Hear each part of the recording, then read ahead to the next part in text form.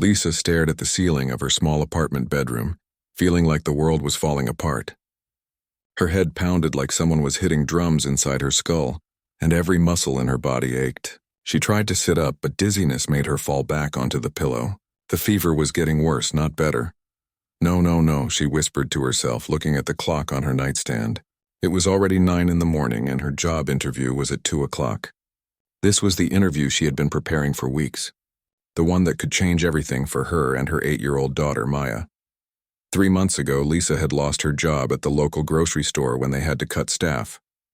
Since then, she had been sending out resumes every single day, walking from business to business, asking if anyone was hiring. The bills kept coming, but the money had run out 2 weeks ago.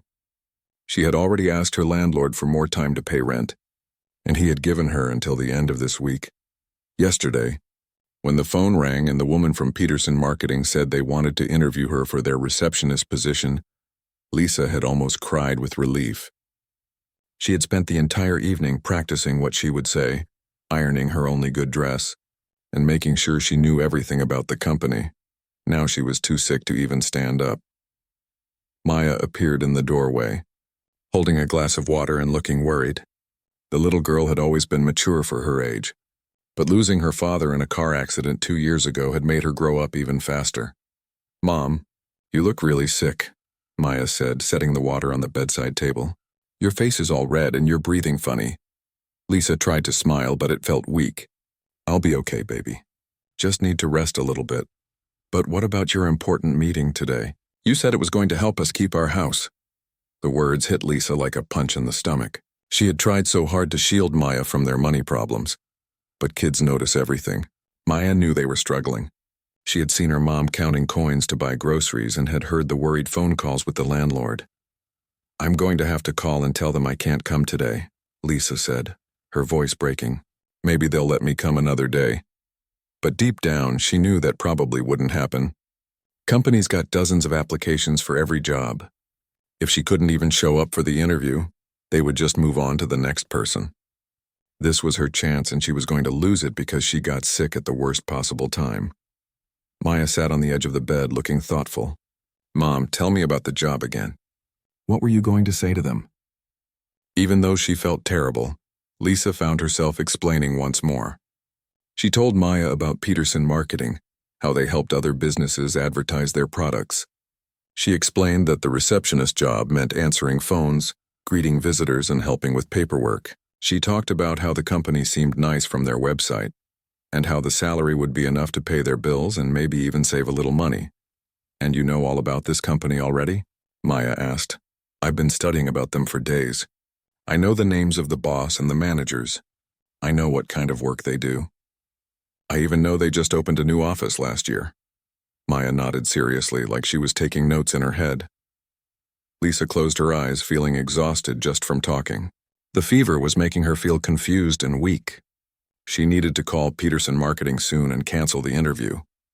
Every minute she waited made it worse. "Mom, I have an idea," Maya said suddenly. "What's that, sweetheart?" "What if I go to the interview for you?" Lisa opened her eyes and looked at her daughter. For a second, she thought the fever was making her hear things wrong. "Maya, baby, that's not how job interviews work. You have to be a grown-up to get a job." "But I could tell them about you. I know everything you just told me about the company.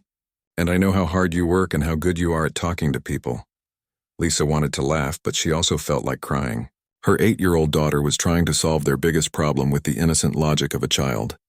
"That's very sweet. But companies don't hire people based on what their kids say about them." Maya stood up and walked to Lisa's closet. She came back carrying Lisa's interview dress and her folder of resumes and certificates. "Mom, you always tell me that when something is important, we don't give up. You said that when Daddy died, we had to keep trying even when things got hard." Lisa felt tears starting in her eyes. Maya was right. She had said those things. But this was different. This was impossible.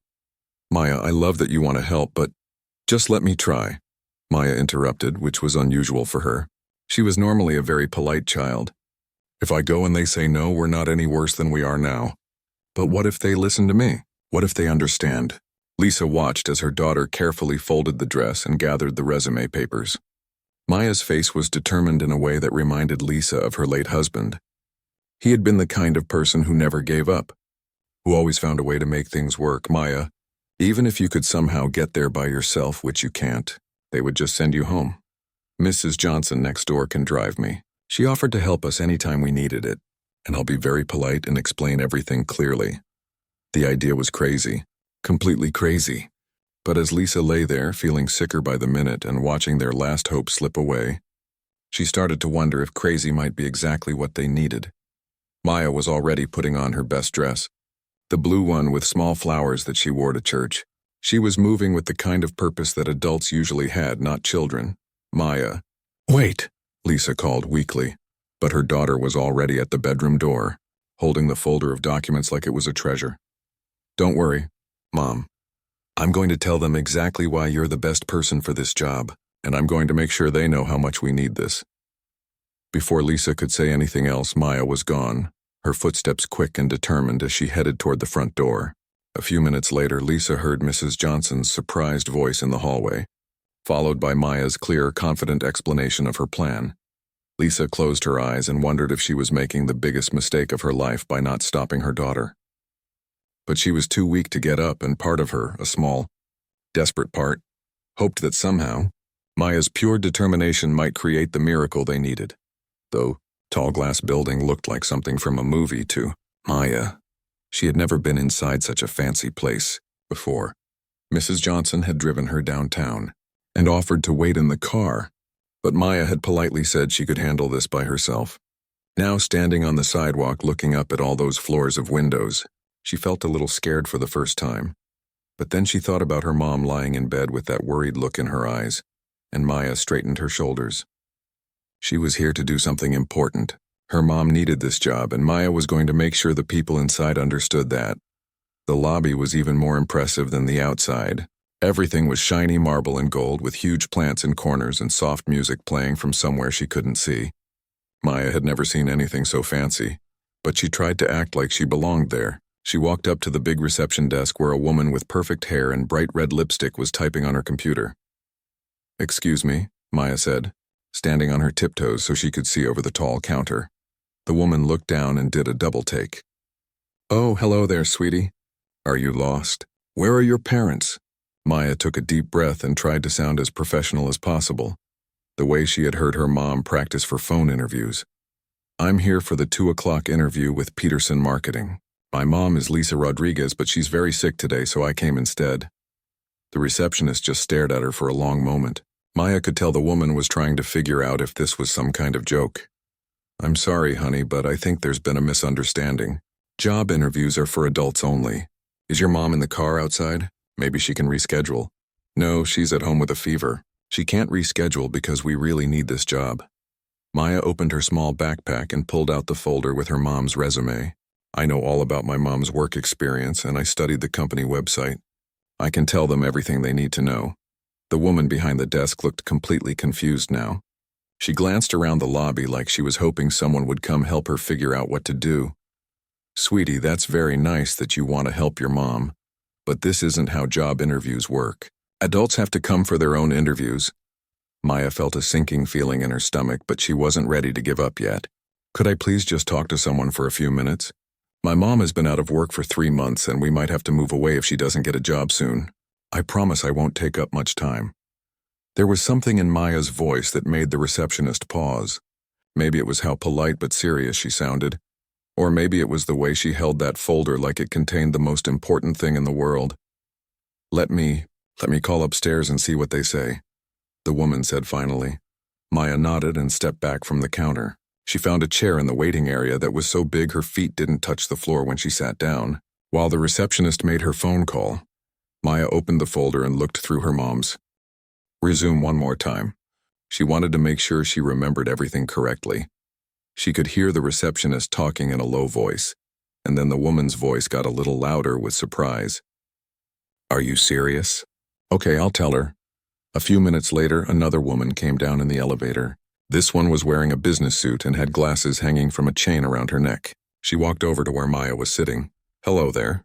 I'm Jennifer, the office manager. I understand you're here about your mother's interview." "Yes, ma'am. My mom is Lisa Rodriguez, and she was supposed to have her interview at 2 o'clock, but she woke up very sick this morning. I know all about her work experience and why she would be good for the receptionist job. Jennifer sat down in the chair next to Maya. That's very thoughtful of you to come here for your mom, but you understand that we can't actually interview you instead of her, right? I know I can't get the job for her, Maya said carefully. But I was hoping maybe you could meet her another day after you hear about how good she is at her job. Tell me about your mom, Jennifer said gently. Maya felt a little spark of hope. At least this woman was willing to listen.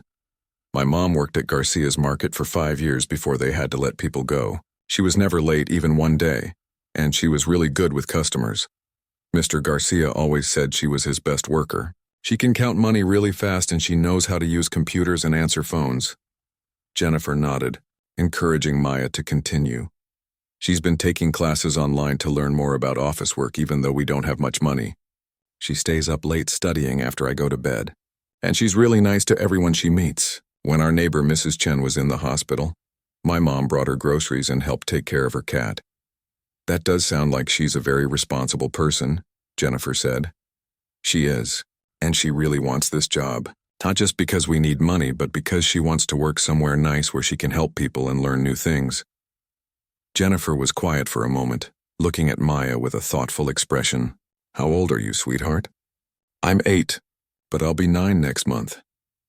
And you came here all by yourself to try to help your mom get a job.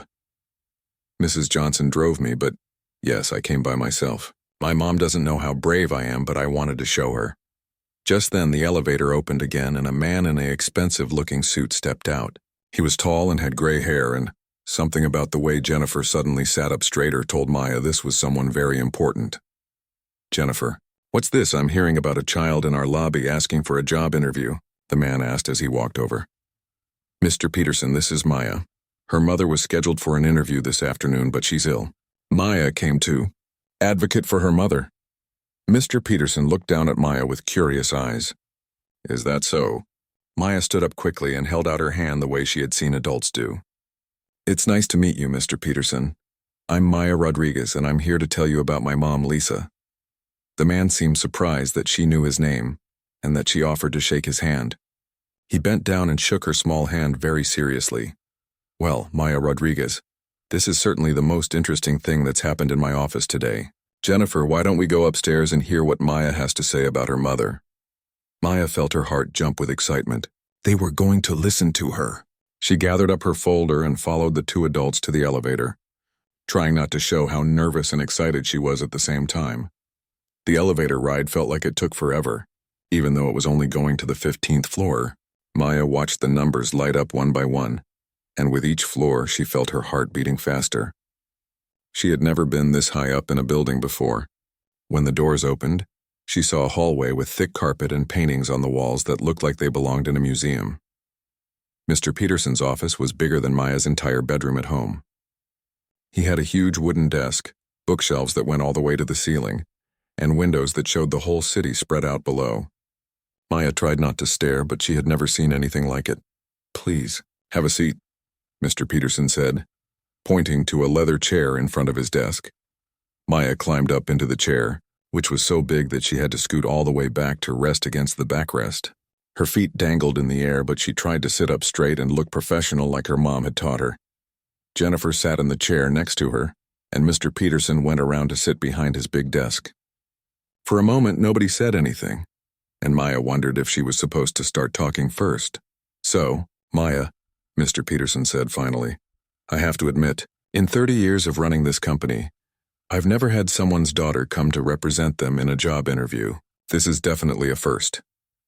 I know it's not normal, Maya said, her voice a little shaky at first. But my mom really wanted to be here today and she's been preparing for weeks.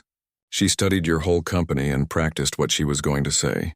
I didn't want all that work to go to waste just because she got sick. Mr. Peterson leaned forward in his chair. Tell me about your mother, Maya. What makes you think she'd be good for this job? Maya opened her folder and pulled out her mom's resume, even though her hands were trembling a little bit. Her name is Lisa Rodriguez, and she's 29 years old. She worked at Garcia's market for 5 years, and she was never late even once. Mr. Garcia told her she was the most reliable person he ever hired. That's impressive. Jennifer said encouragingly. She's really good with people too.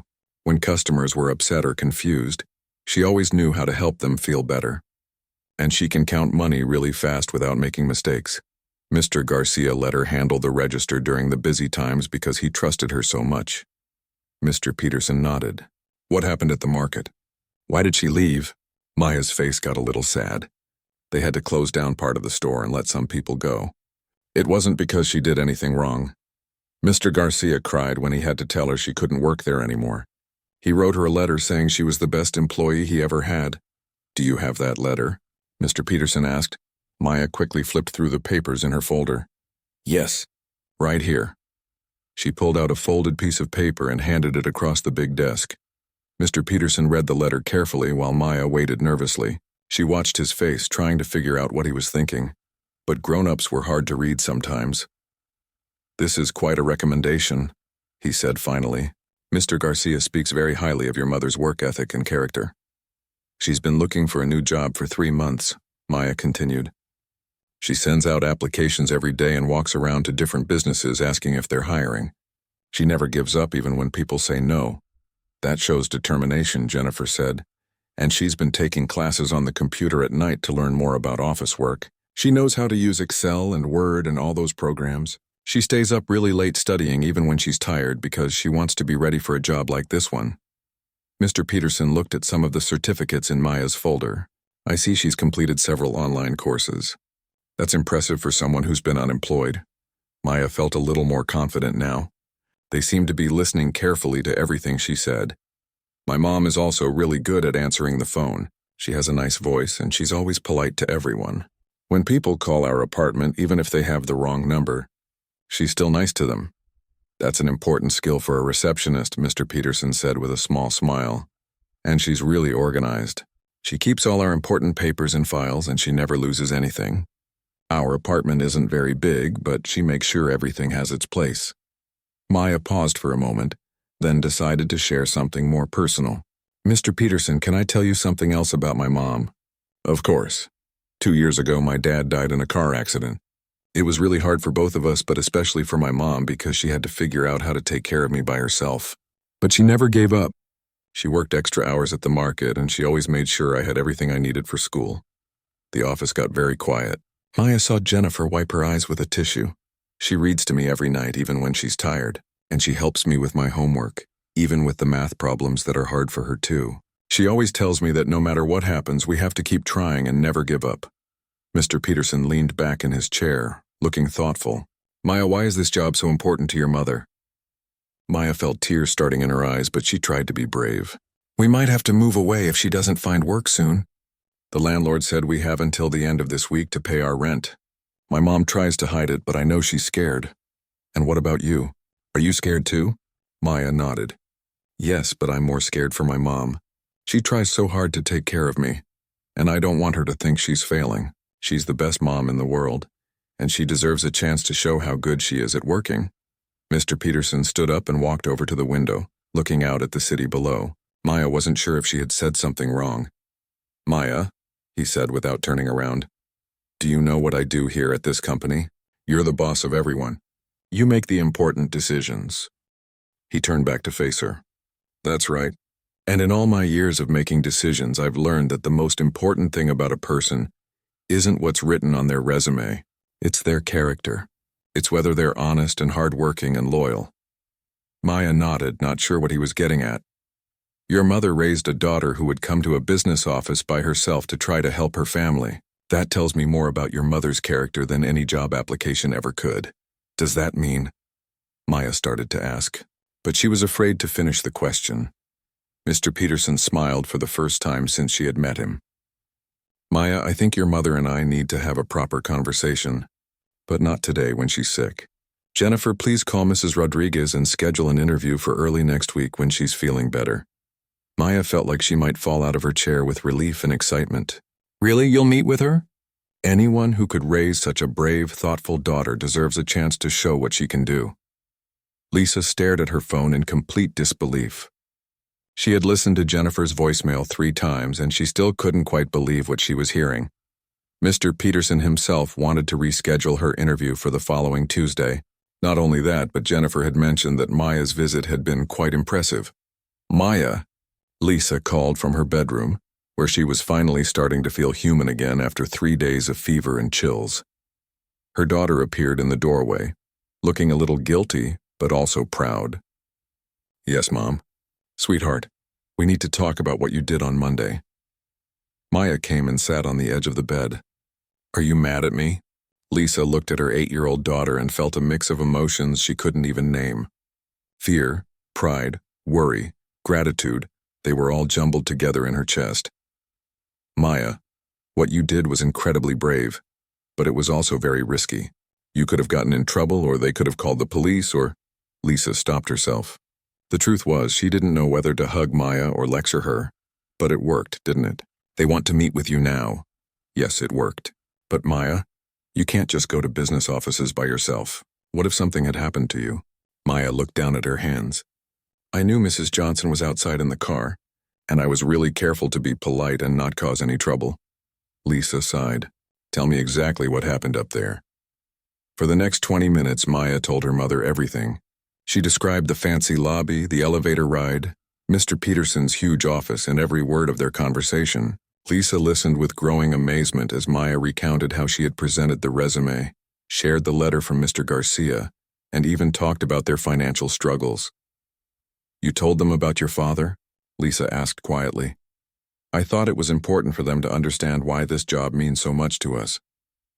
Lisa felt tears starting in her eyes.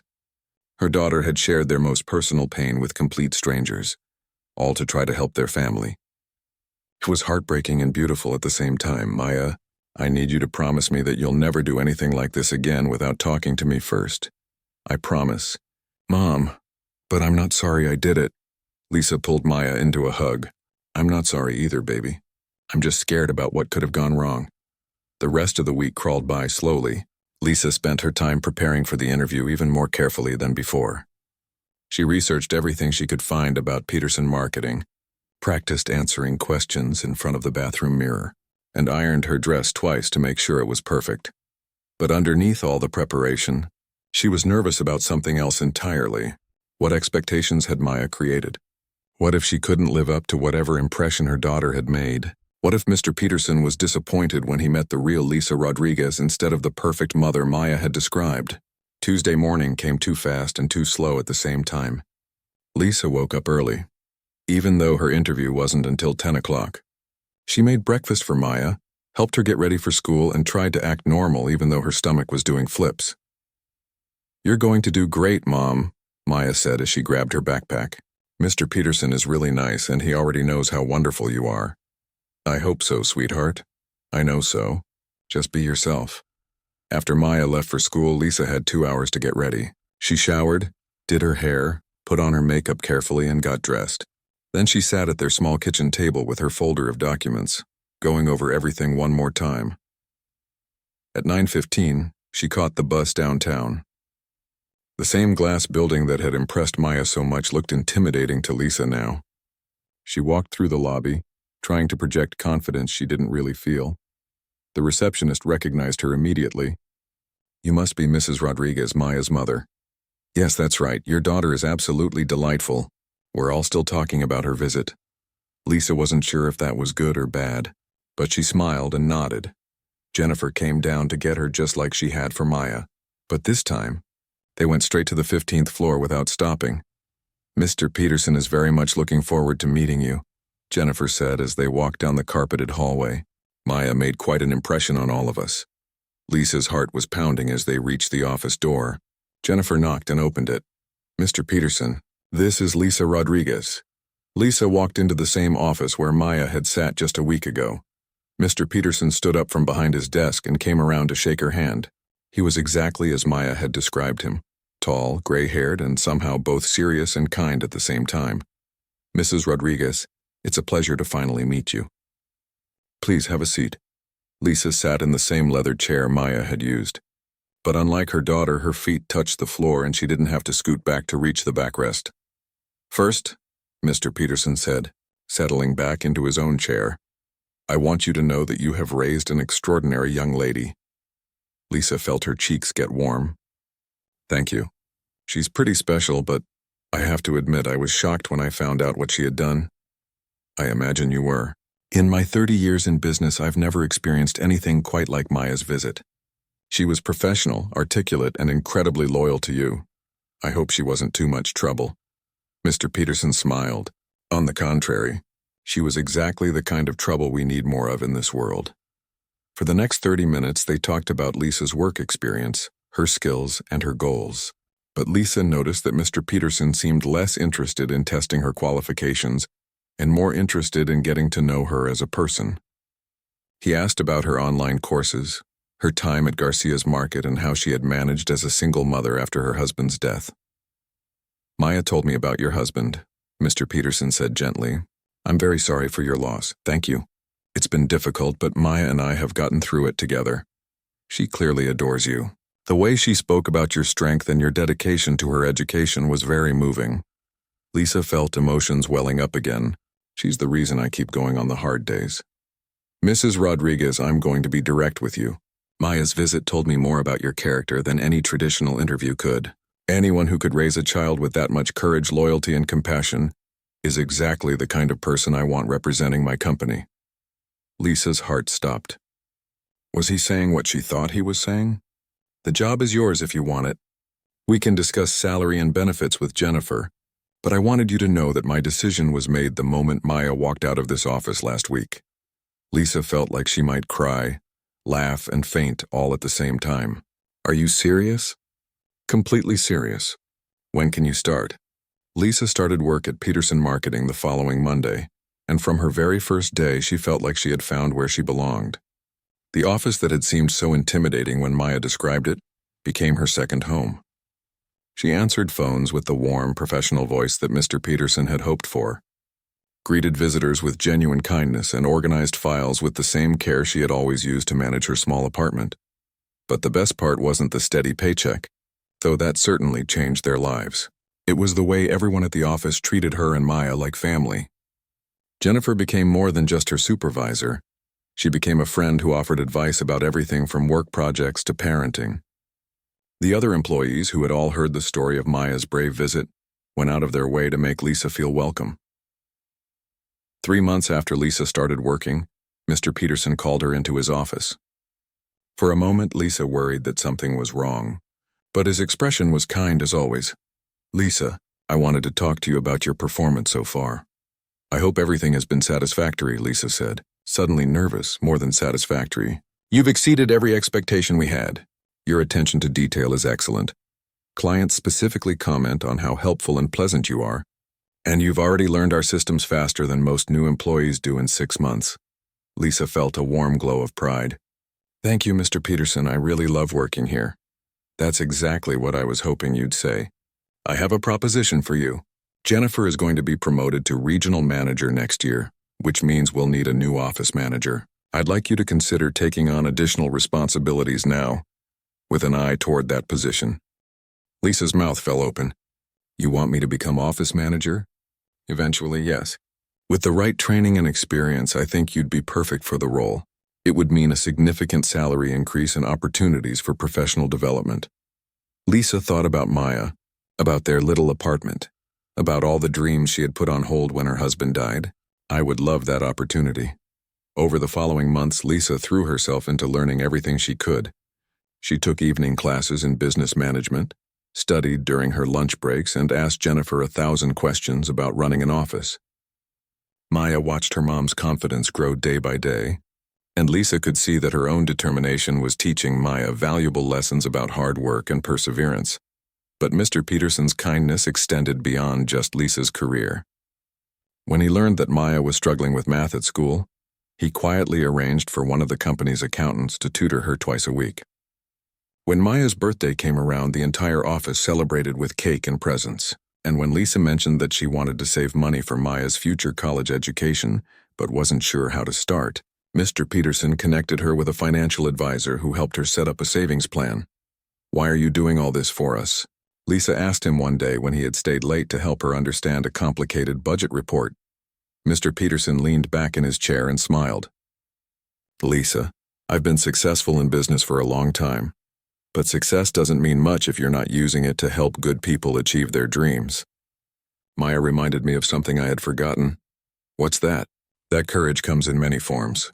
Sometimes it's taking a big financial risk or making a tough business decision, but sometimes it's an 8-year-old girl walking into a building full of strangers to fight for her family. Maya's kind of courage is rarer and more valuable than anything I see in most boardrooms. As the years went by, the story of Maya's interview became legendary at Peterson Marketing. New employees heard about it during orientation, and it became a reminder to everyone about the importance of family and the power of determination.